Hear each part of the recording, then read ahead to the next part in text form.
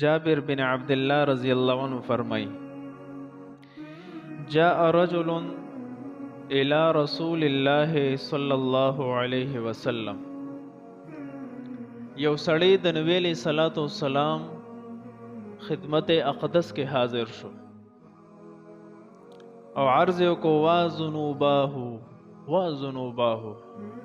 او زما گناهونه او زما گناهونه خپل گناهونو غم راغسته چې ما خو ډیر گناهونه کړی دي زما د گناهونو وکیږي څه الله به معاف کی کو معاف بنه کی ډیر فکرمندو نبی علیہ الصلوۃ والسلام چې داغي دا حالت او پس منظر ولیدو نو وی فرمایل دسه الفاظ اوایا بطور وظیفه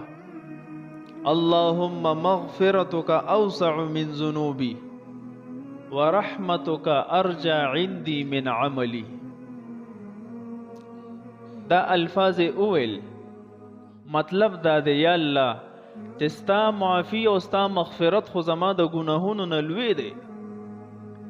یا الله ټیک ته زه ګناهګار ما ډیر ګناهونه مې کړي نافرمانه ما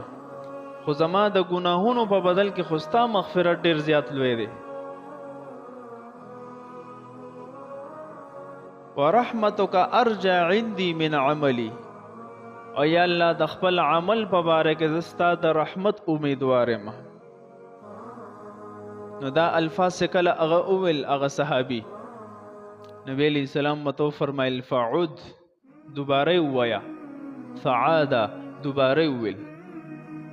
بیا نبی علیہ السلام فرمایل فعود بیا وایا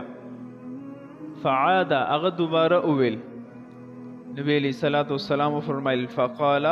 قم فقد غفر الله لك زوس الله ستا ټول ګناهونه معاف کړي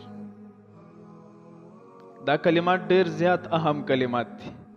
دا الفاظ زدکو خصوصی په دې لمحاتو کې چې دا رمضان هم د زندګۍ نه اوزي لګیا دی اللهم مغفرتك اوسع من ذنوبي ورحمتك ارجع عندي من عملي کم از کم درې پیرا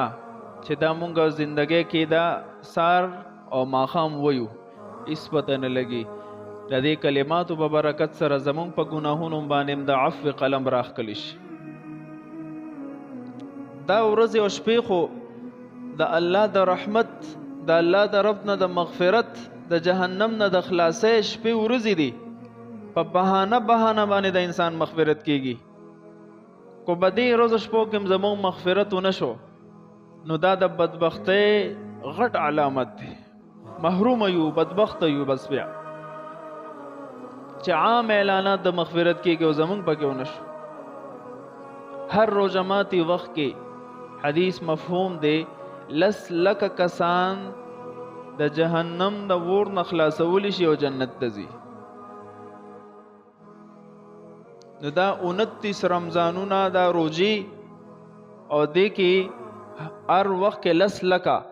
او بیا د اخري روزمات کې د دې څومره روزمات 28 روزو چې څومره ضرب ورکې 10 لاک به د اخري کې د دې په مقدار باندې الله رب العزت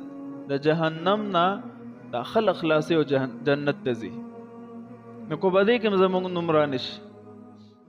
بس بیا بدبخت یو خپل بدبختی الله ته جړل پکار دی دا کلمات د زندګۍ یو حصہ وګرځو صرف رمضان سره خاص نه کو د دین علاوه وایو